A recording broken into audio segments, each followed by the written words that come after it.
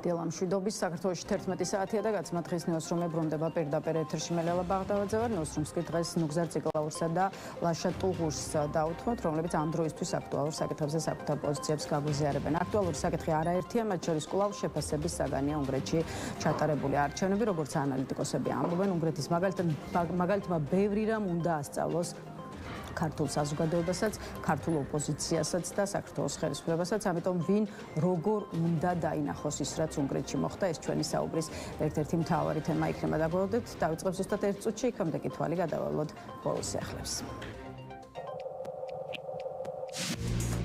დღეს პარლამენტში საგარეო საქმეთა მინისტრს ელოდებიან. მაკაბოჭორიშვილი ინტერპელაციის წესით საკანონმდებლო ორგანოში ფრაქციამ საქართველოსთვის დაიბარა. მათ მინისტრს წინასწარ 19 კითხვა გაუგზავნეს. მთავარი აქცენტი ევროინტეგრაციის პროცესის 2028 წლამდე შეჩერების სამართლებრივ და პოლიტიკურ საფუძვლებზე კეთდება.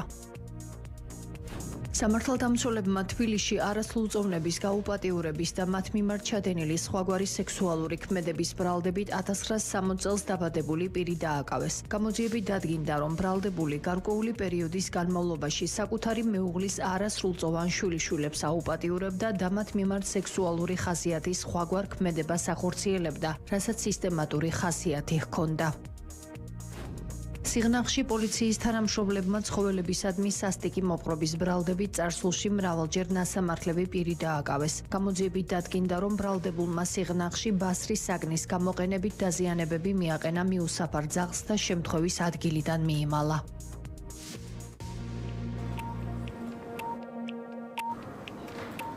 მაშასე კიდევ ერთხელ მოგესალმებით, ეს არის დღის ნიუსრუმი და წარმოგიდგენთ ჩვენ პირო სტუმარს, კოალიცია ცვლილებისთვის ერთ-ერთი ლიდერი ნუგზარ ციკლაური იმყოფება ჩვენთან ერთად. გამარჯობა ბატონო ნუგზარ და მადლობა რომ გვესტუმრეთ. დილამშვიდობის.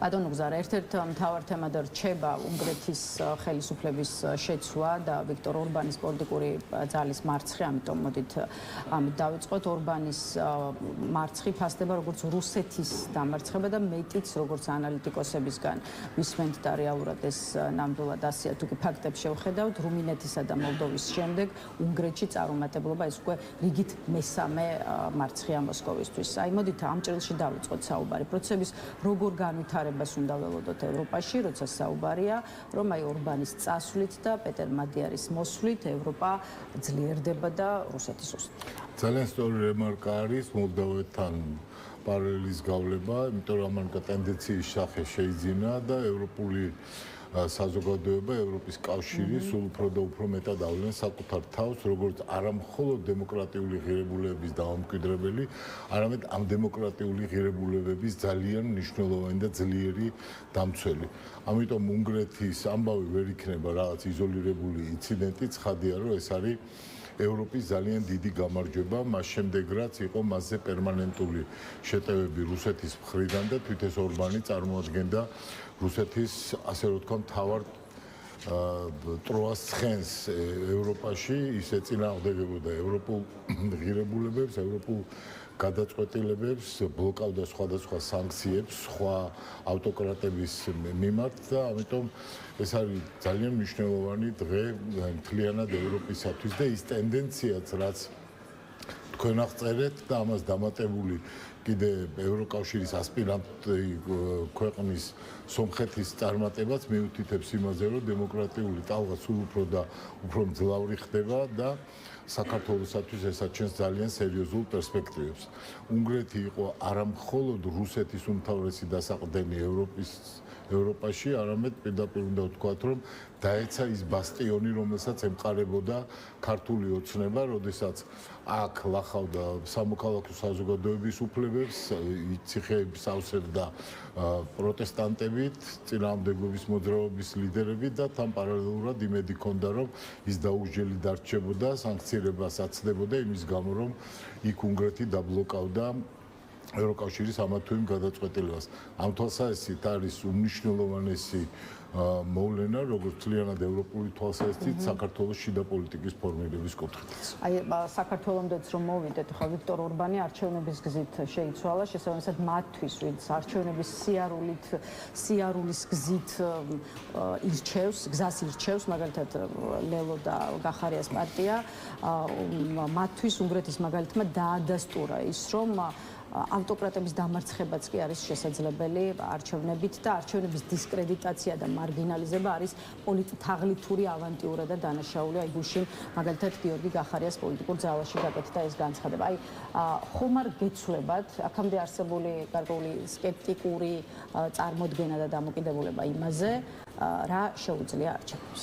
მიუხედავად იმისა, რომ ეს არის ძალიან მნიშვნელოვანი ამბავი, რაც მოხდა უნგრეთში და ჩვენთვისაც, მე მგონია ზოგიერთი პოლიტიკური პარტია მაინც ცდილობს რაღაც გარკვეული კონფრონტაციისთვის გამოიყენოს და თავისი ძველი შეცდომების გამართლება სცადოს ამ ინციდენტით. ცხადია, პარალელების გავლება არის შესაძლებელი და აუცილებელი, თუმცა ყოველთვის ცოდავენ ასეთი პირდაპირი პარალელები, იმიტომ რომ არასდროს არ ხდება ორი ერთი და იგივე მოვლენა. უნგრეთის ამბები ჩვენთვის არის ძალიან სერიოზული გაკვეთილი, მაგრამ ამავე დროს უნდა ხვდებოდეთ, რომ უნგრეთში ჩატარდა არჩევნები. ცუდი კანონით, რაღაც იდეოლოგიური მექანიზმები ქონდა, რა თქმა უნდა, ორბანს გაცილებით უფრო მეტი ვიდრე მის ოპოზიციას. იქ იყო ჯერიმენდერინგის რაღაც პრინციპი, როდესაც გადანაწილებული იყო მოსახლეობა ისე, რომ ხელისუფლებისათვის სასარგებლო კონფიგურაცია შემდგარიყო და ასე მოეგო.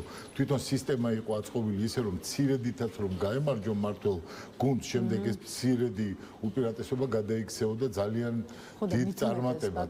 და საქართველოში ამისგან განსხვავებით, და სწორედ ამას ვამბობ. დღევანდელ უსამართლო სისტემაში. სწორედ ამაზე გპასუხობთ, რომ საქართველოში უბრალოდ არჩევნები არ ჩატარებულა. საქართველოში არჩევნები არ არსებობს ამ დროისათვის. ჩვენ ყველა ვიხილეთ რა სიმბოლო ის შავი ბურთი, შავი ლაქა, რომელიც იყო საარჩევნო ბიულეტენებზე და ეს არ იყო არჩევნები. უნგრეთში არ არის ის ვითარება, როდესაც ყველა პრაქტიკულად პოლიტიკური ლიდერი ციხეში არის ნამყოფი ამა თუ იმ პოლიტიკური პარტიების.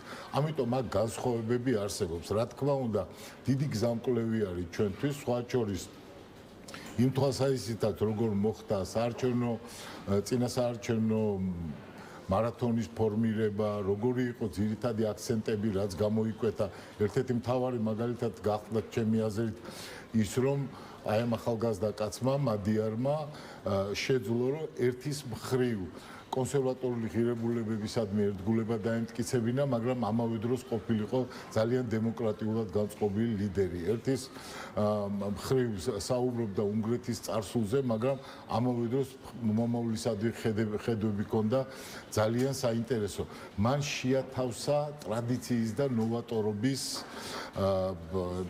ერთობლივად თავის პოლიტიკურ კამპანიაში და ეს იყო ძალიან არსებითი. ეხლა ჩვენ თუ გვინდა რომ ავიღოთ მხოლოდ ცალკეული დეტალები აქედან თქვათ რომ აი როგორც ის იდგა მანქანაზე, საბარგო მანქანაზე, ისე ქართული ოპოზიცია ზუსტად ასეთ მანქანაზე უნდა დადგეს. ან და არჩევნებზე უნდა გავსულიყავით შარშან, როდესაც ამისი არანაირი წინაპირობა არ არსებობდა და სხვა შორის აი მაგ ორი პარტიის, რომელთა ციტირება თქვენ მოახდენით, შედეგებმა ეს კარგად დაადასტურა. რა ხმაც ჰქონდათ, იმის ნახევარი ხმაც კი ვერ მიიღეს ამ არჩევნებზე. ამიტომ კარგია, არ ვიცი, მათი მცდელობა, მათი საქმე არის, რომ როგორღაც პოლიტიკური რეაბილიტაცია მოახდინონ იმუნძიმეის შეცდომის, რაც დაშვებული იქნა შარშან, მაგრამ მიმაჩნია, რომ ახლა პოლიტიკურმა პარტიებმა ეს ერთმანეთთან კონფრონტაციისთვის და რაღაც ქვების როლისთვის კი არ უნდა გამოიყენონ, კარგად უნდა გაისიგრძეგანონ თუ რა მოხდა უნგრეთშიც. დაუბრუნდა პოლიტიკა, დაუბრუნდა ხალხს, პოლიტიკა დაუბრუნდა რიგით ამომრჩეველს. არა აქვს მნიშვნელობა ურბანულ ცენტრებში თუ რეგიონებში, თუ აი ამ ფორმით, როგორც ახლა ჩვენ ესაუბრებოდა მუდმივად ხალხს და ქონდა ხალხის იმედი. ამიტომ ახლა ჩვენ ჯერ უნდა შევქმნათ წინაპირობები იმისათვის, რომ ნამდვილი არჩევნები არსებობდეს ამ ქვეყანაში და რა თქმა უნდა, შემდეგ უკვე შესაძლებელი არის ძალიან მნიშვნელოვანი ნაბიჯების გადადგმა. ოპოზიციას ყოველ შემთხვევაში გარედან ასე ჩანს უჭირს საზოგადოების ნდობის მოპოვება, მიუხედავად იმისა, რომ ხალხში აი ცვლილებების მოთხოვნა და განწყობა არსებობს. აი რა გონიათ, ახლა ბევრჯერ გვისაუბრია რა თქმა უნდა ამ თემაზე, მაგრამ კიდევ ერთხელ აი რა არის რეალური მიზეზები იმის, რომ მოქალაქეები ოპოზიციურ ძალებს ხო ფაქტია ალბათ ის რომ ნაკლებად გენდობიან. ეხლა როგორც ამბობენ, აი პეტერ მადიარმა უნგრეთში არჩევნებამდე მოუგო სწორედ ვიქტორ ორბანს მისი სწორი კამპანიით და სწორი მესიჯებით, რითაც ის თითოეულ ქალაქსა და სოფელში ჩადიოდა. მადიარმა ყველაფერი გააკეთა იმისთვის, რომ ორბანის მომხრეებს მაქსიმალურად გაადვილებოდათ ოპოზიციისთვის ხმის მიცემა. ეს არის მთავარი გაკვეთილი, რაც ქართულმა ოპოზიციამ უნდა ისწავლოს, მაგრამ საქართველოში ვერ გავაგებინეთ ეს ჩვენ ოპოზიციურ პარტიებს, რომ მაგალითად ირაკლი მელაშვილი ამბობს ამას. იღებთ თუ არ იღებთ შენიშვნებს, რომელიც მოდის ნაწილს, სადაც ლაპარაკია იმაზე, რომ არჩევნებამდე ქონდა სერიოზული გამარჯვება მოპოვებული, რა თქმა უნდა, ეს ასე არის, ეს არის სწორი.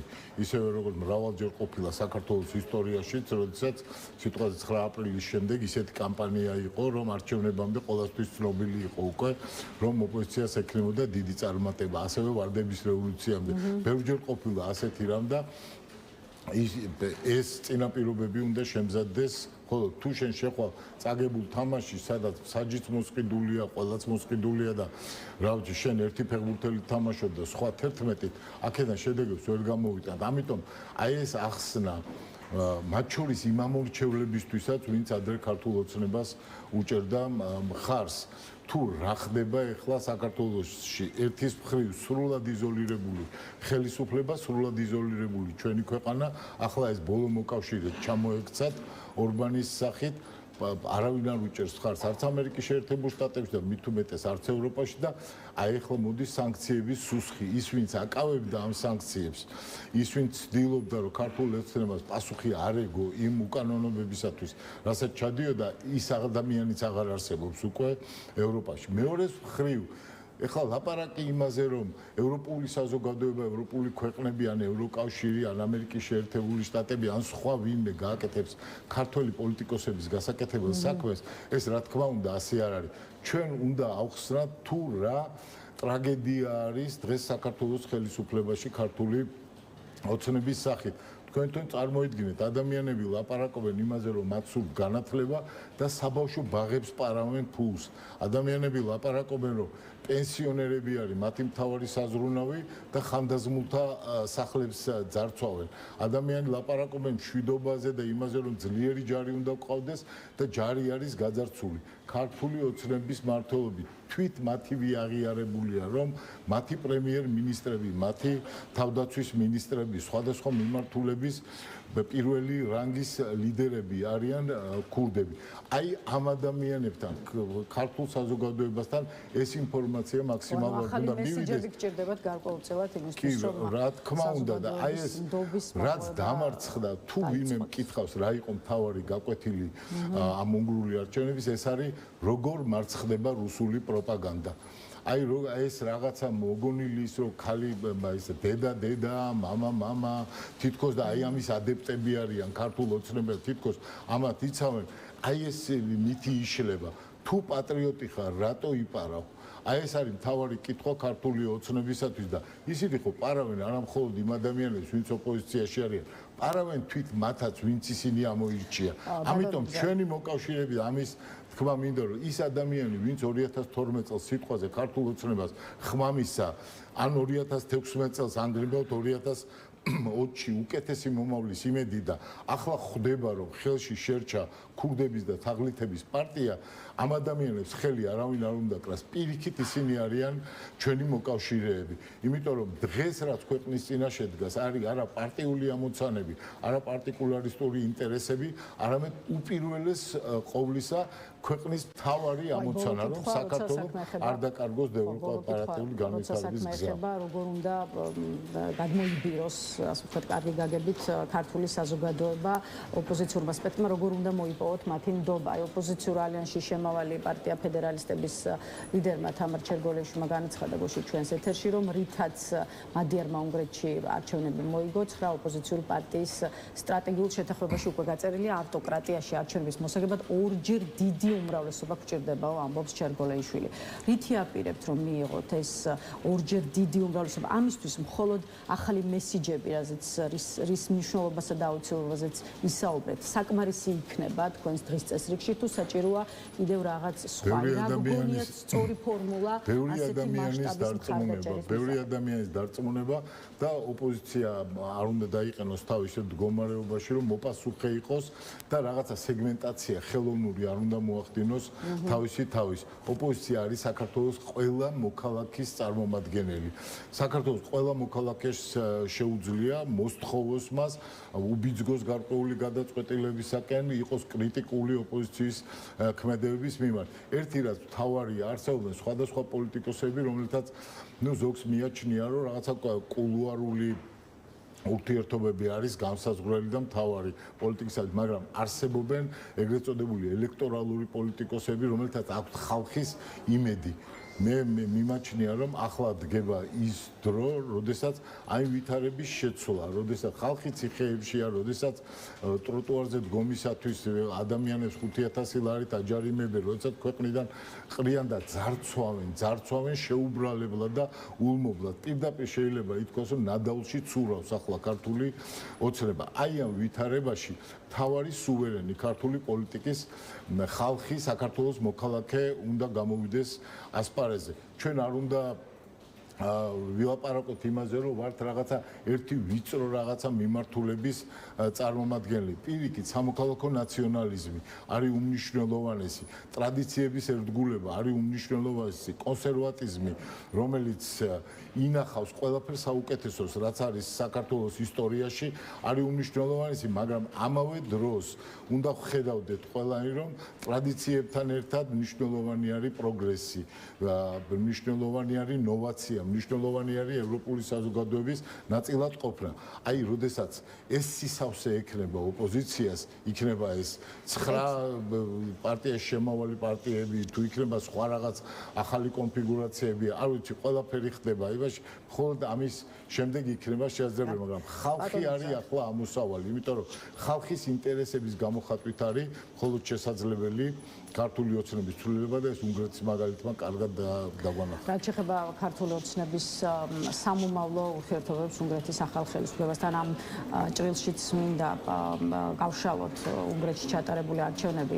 ამ კუთხით თუ ელოდებით ცვლილებებს, ის რიტორიკა, რომელთაც თბილისში ჩამოდიოდა ვიქტორ ორბანი, ან ბუდაპეშტში მასპინძობდნენ ქართულ ოცნებას, წარსულს ჩაბარდაო ეს განცხადებები გვესმის ანალიტიკოსთა წრეებსა თუ ოპოზიციურ სპექტრში, თუმცა მაინც ისმის კითხვა, რატომ უნდა ვიფიქროთ, რომ არც ქართული ოცნება უნგრეთის ახალ ხელისუფლებასთან აი მეგობრულ ურთიერთობებს ვერ შეინარჩუნებს. თავად პიტერ მადიარის პირველ განცხადებას მოусმენთ. ალბათ ის განცხადება კარგი ურთიერთობების დიპლომატიური განცხადება, ამას ყველა ასე გააკეთებდა, რომელიმე ერთთან ურთიერთობა არ მექნებაო, ამას არავინ არ იტყოდა, მაგრამ ისიც კარგად ნახეთ, რომ ქართულმა უცნებამ ერთ ღამეში სამჯერ უარყო ეს ორბანი.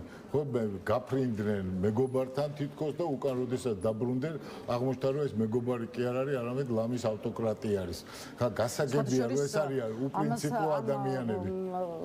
უარყოფაზე და ამ კუთხით გაკეთებულ განცხადებებზე გუშინ კონკრეტული კითხვით გამოგეხმაურეთ და დაგიპირისპირდათ ქართული ოცნება, საიდან მოკლედ გებადებათ აზრი, რომ ბატონი ორბანი უარყავითო გუშინ დასვეს მართლ პარტიაში ეს კითხვა სწორედ ოპონენტების მისამართით. პირიქით ვაფიქსირებთ, რომ ძალიან მადლობლები ვართ ბატონი ორბანის მეგობრობისთვის, ხოლო ოპტიმისტურად ვართ განწყობილი, რომ აქამდე არსებული ურთიერთობა ახალ ხელისუფლებასთან გაგრძელდება. ახალმა ხელისუფლებამ გამოუქვეყნა თავის პოზიცია, როდესაც თქვა, რომ ორბანის ის ცნობილი არჩევნებში მარცხის შემდეგ, როგორც კახარიას პარტიაში თქვეს გუშინ, მამლის ყივილამდე უარყო ორბანი და მისი უნგრელმა ხალხმა ვერ გაითავისაო, ხო, ამაზე იყო ლაპარაკი, მათი ლიდერები ლაპარაკობდნენ ამაზე. უნგრელმა ხალხმა ვერ გაითავისა თუ რას ლაპარაკობდნენ აი ამ კონფერენციებზე და სხვა შორის მადიარის ცნობილი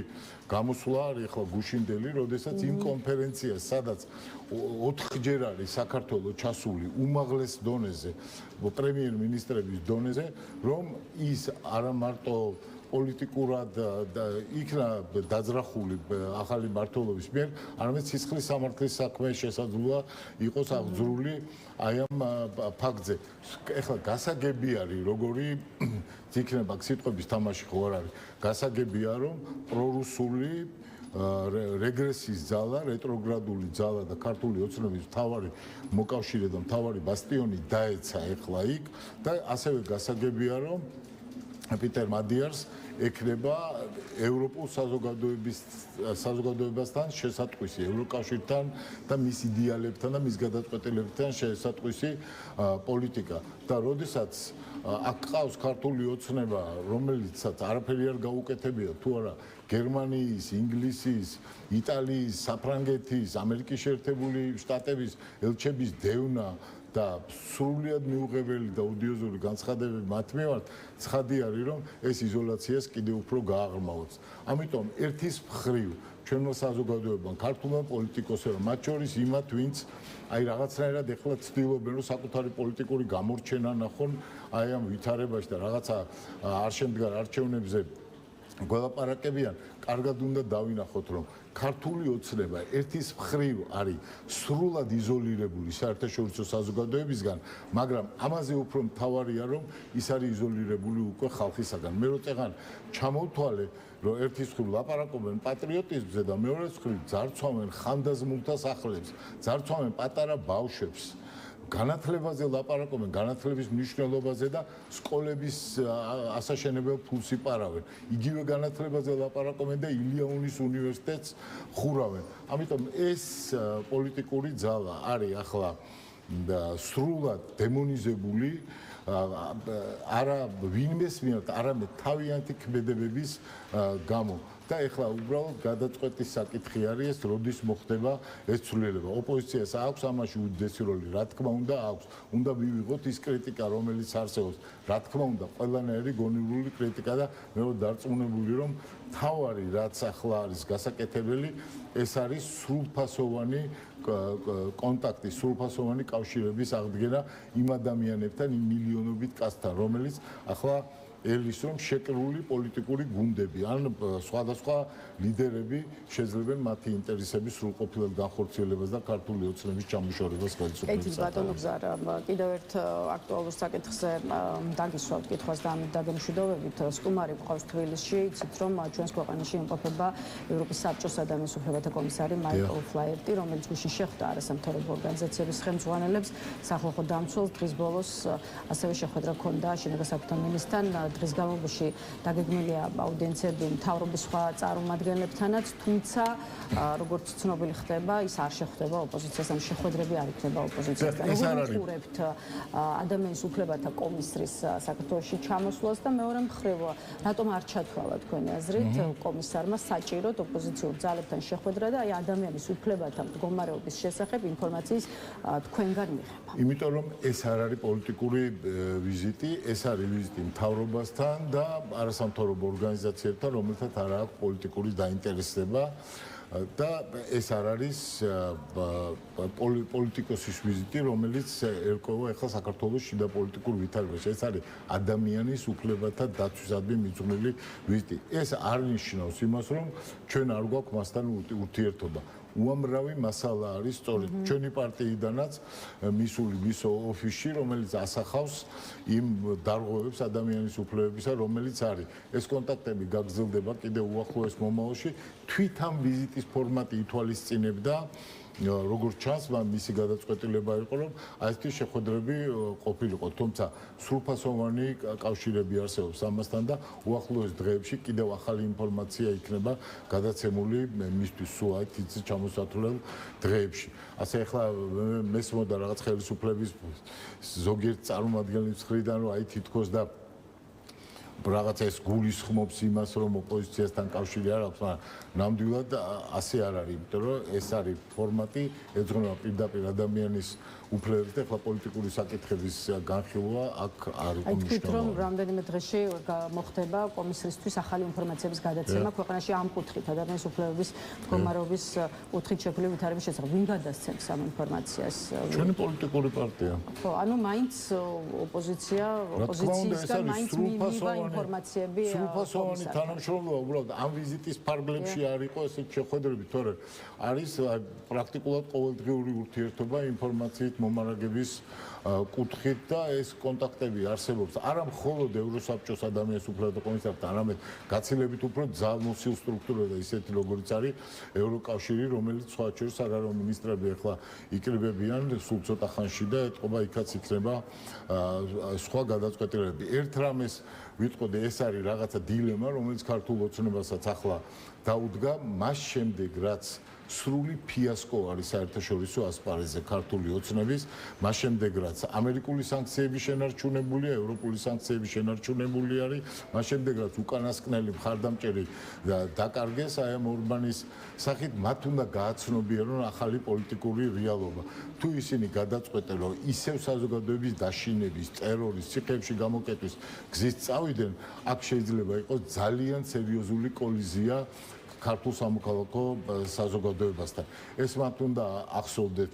ასე იყო 2022 წელს, სხვა შორის ორბანმა ჩაატარა ისეთი არჩევნები, სადაც ხელები გადაუგრიხა ოპოზიციას, მაგრამ ვერ დაიჭირა ის სულისკვეთება დემოკრატიზაციისადმი სწრაფვა, რაც უნგრელ ხალხს ჰქონდა და ეს არის ძალიან ძველი ევროპელი ერი. ასევე იქნება საქართველოსათვის, საქართველოშიც და არა მხოლოდ ის პოლიტიკური პარტიები, რომლებიც ახლა ოპერირებენ ქართულ პოლიტიკურ სივრცეში, არამედ ისინი პირდაპირ დაუდგნენ ხალხს.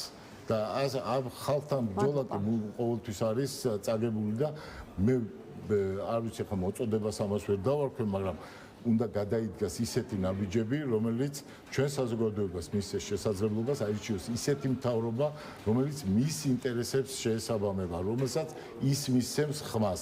თუ იქნება ახლა ეს მუდმივი დაწოლა, რა თქმა უნდა, იქნება ძალიან სერიოზული შეჯახება მთავრობისა და ხალხის ეროვნულ ინტერესებს შორის. იმისთვის რომ დაგვიტანოთ დრო და უპასუხეთ ჩვენს კითხვებს, ნუგზარ ციკლაურს დავამშვიდობებით. ახლა რეკლამის შემდეგ ლაშა ტულში შემოგვერდება, ასე რომ დაგვაკვირდით.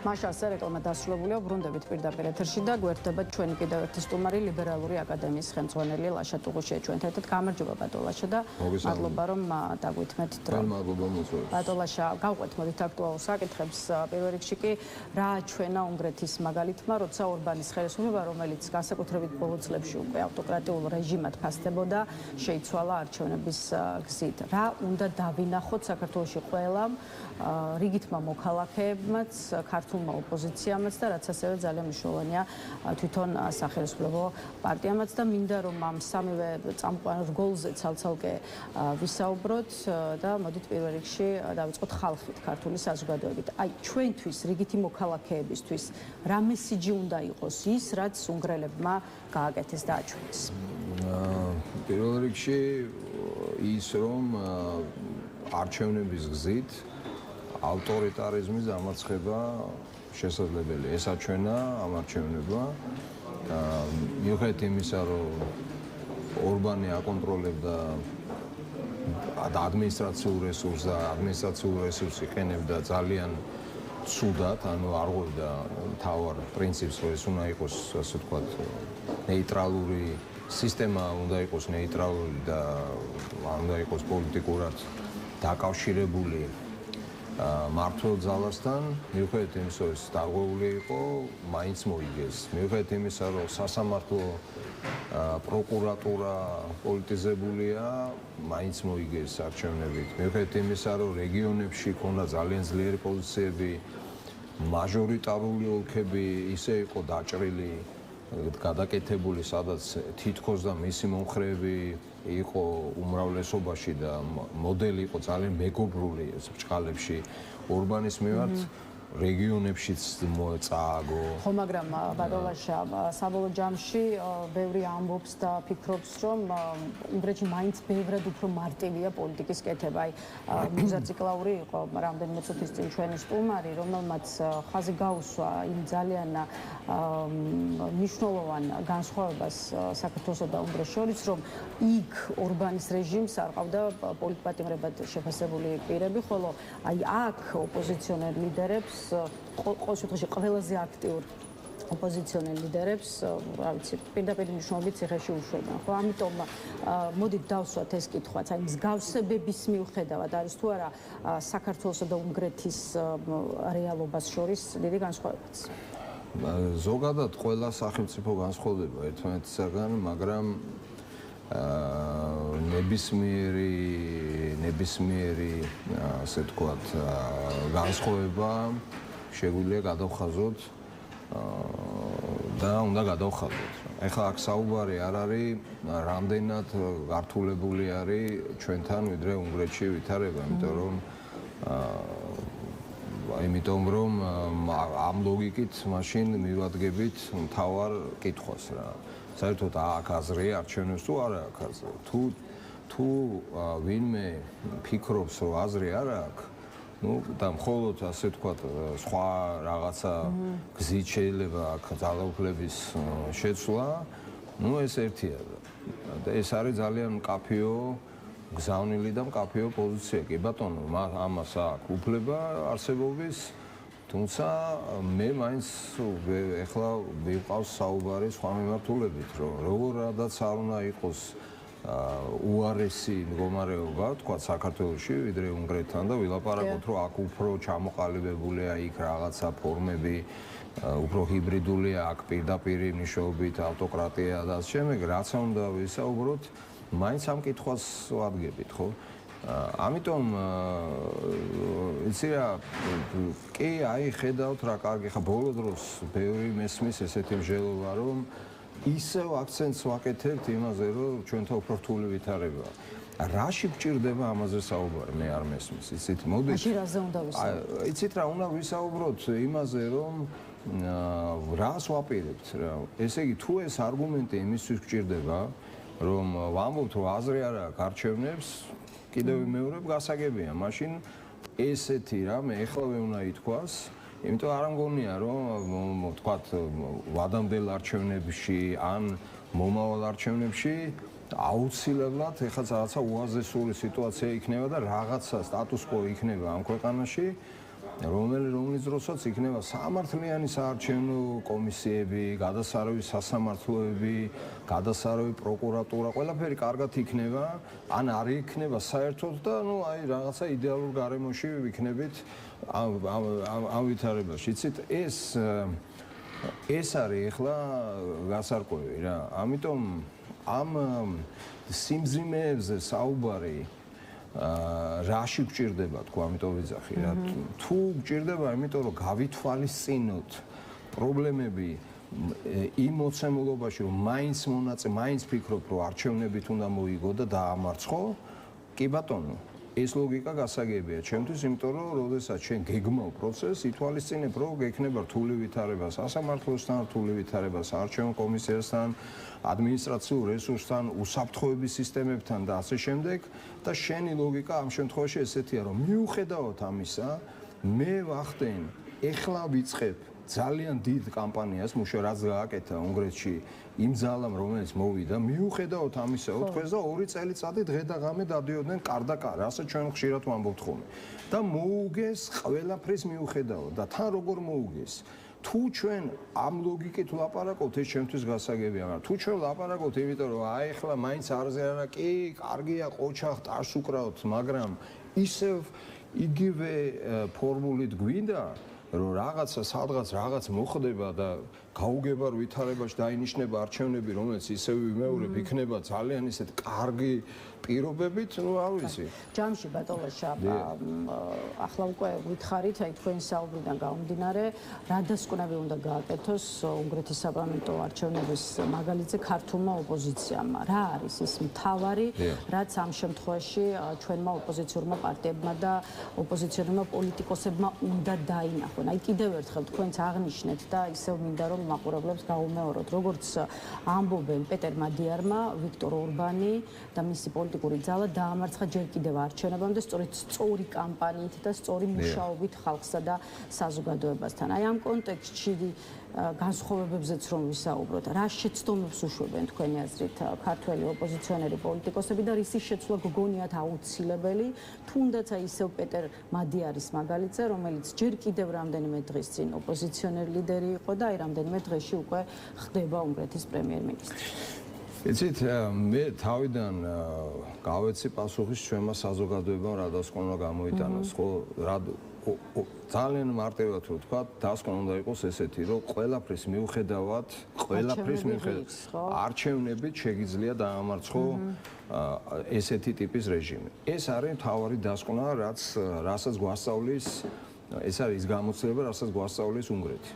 და უნგრეთში ძალიან მძიმე ვითარება იყო. სხვა შორის მედია უნგრეთში უფრო მონოპოლიზებული არის ვიდრე საქართველოს. გაგიკვირდებათ რა, 400-მდე მედია საშუალება ჰქონდა კონტროლის ქვეშ ორბანს. წარმოუდგენელი ვითარება, რომელიც ამოვარდნილია ზოგადად ბევრი თვალსაზრისით ევროპული სინამდვილიდან და ძალიან გავს საქართველოს. არის განსხვავებები, მაგრამ მაინც გავს. ეს დასკვნა თუ გააკეთა საზოგადოებამ, ხა ჩემთვის ეს იყო ნათელი მაგალითი, რომ შეიძლება მოიგო ყველაფრის მიუხედავად და ამ ველში უნდა შეხვიდე, ოღონდ სწორედ უნდა შეხვიდე. ეხლა რა უნდა ქნას ოპოზიციურმა ძალებმა? ეხლა რა ვიცი, ძალიან ძნელია ესე გარედან უთხრა, რომ რა უნდა ქნას, მაგრამ ძალიან მორიდებულად ვიტყოდი, რომ კარგი იქნება თუ ეს პოზიცია თუ ისინი ამ პოზიციას გაიზიარებენ, მაშინ რაც შეიძლება სწრაფად უნდა დაიწყონ ერთიანად მუშაობა ამ მიმართულებით. არა ისე რომ თქვა ერთი პოლიტიკური ძალა ამას აკეთებს, მეორე იმას აკეთებს. რაც შეიძლება მეტმა ოპოზიციონერმა, მეტმა პოლიტიკურმა ძალამ უნდა გაიზიაროს ეს მიდგომა, ან არ გაიზიაროს ეს მიდგომა. იცით, რატომ ამბობ ანანს? იმიტომ რომ ბოლო 2 თვე, 40 დღე, 6 თვე საკმარისი არ იქნება მოსაგებად.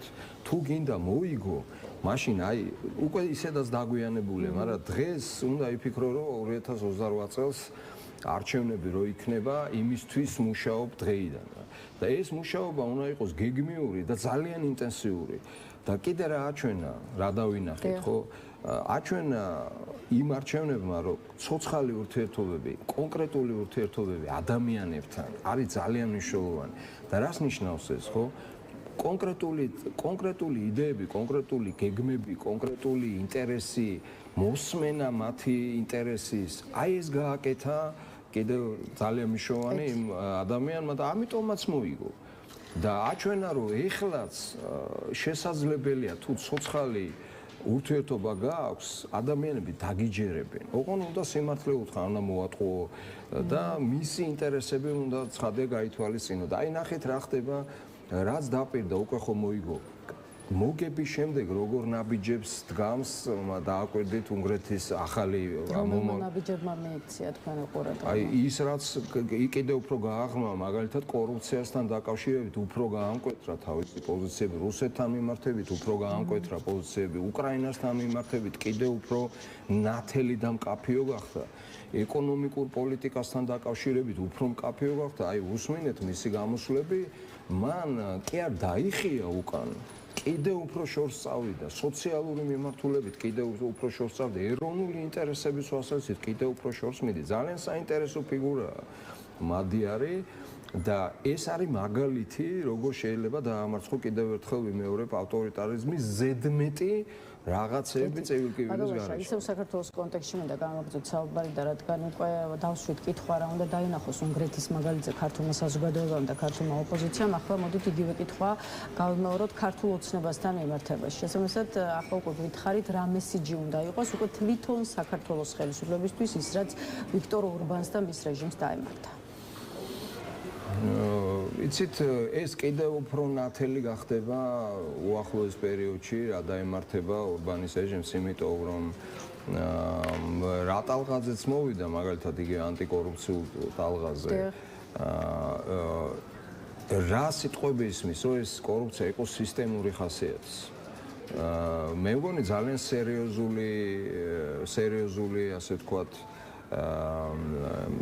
ინფორმაცია უნდა იყოს ქართული ოცნებისთვის, იმიტომ აქ არ არის საუბარი რაღაც ერთ მნიშვნელოვან ან ორ მნიშვნელოვან თანამდებობის პირზე. აქ ლაპარაკია სისტემურ მიდგომაზე, მათ შორის პოლიტიკური კორუფციაზე. ანუ როცა საუბრობს ქართულმა ოცნებამაც გამოაცხადა ბრძოლა რამდენიმე თვის წინ. სწორედ გითხარით, რომ ეს არ არის სისტემა, ხო, მაგრამ ისინი არ ამბობენ, რომ ეს სისტემური პრობლემაა და როგორ იტყვიან, რომ სისტემური პრობლემაა.